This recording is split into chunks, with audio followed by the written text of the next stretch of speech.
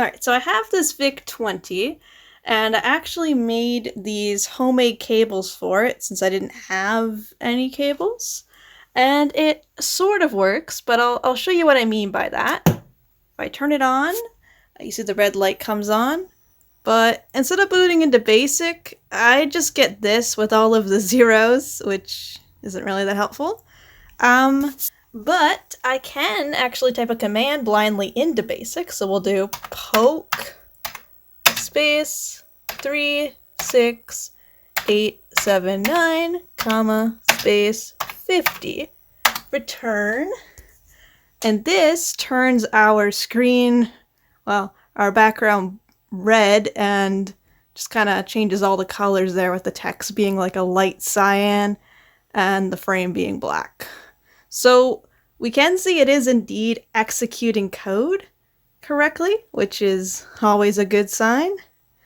But yeah, let's see what happens when I put in a cartridge. So I can turn that off.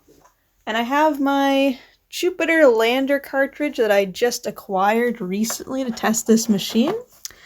I will get it into this lovely cartridge slot. That's really hard to use. Takes a lot of effort to get these things in. Alright, so we got that in. That's nice. Now, if I turn on my machine again, you see we get a blue screen. And there is audio. It is incredibly hard to hear. We'll just turn the TV up.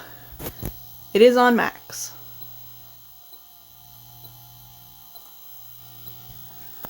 Alright. So, it does like this little demo screen, and you can hear the game going. Then it goes back to the main screen. Now, I can actually press F1, since, you know, we can press F1 to start the game. So that proves that the game is indeed running. And you can faintly hear, you can faintly hear the ship moving and exploding.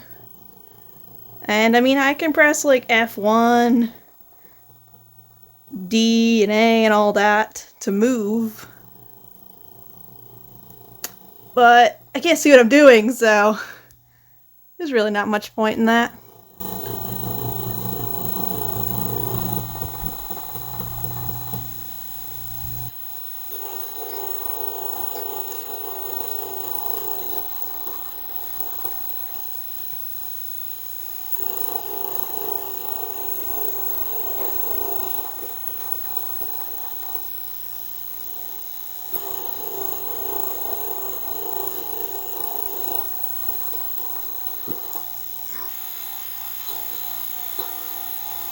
Alright, and we're back to the screen. So as you can see, it will play the cartridge, just won't really display right, and the sounds aren't quite correct either. So that is the state of this here VIC 20. I suspect it's probably the VIC chip. So if anybody has like a replacement VIC chip or maybe any spare parts that you think could be useful for me, I would really appreciate it. But that's currently the state of this machine, and I've tried to find a VIC chip and have not been successful. So any help would be appreciated.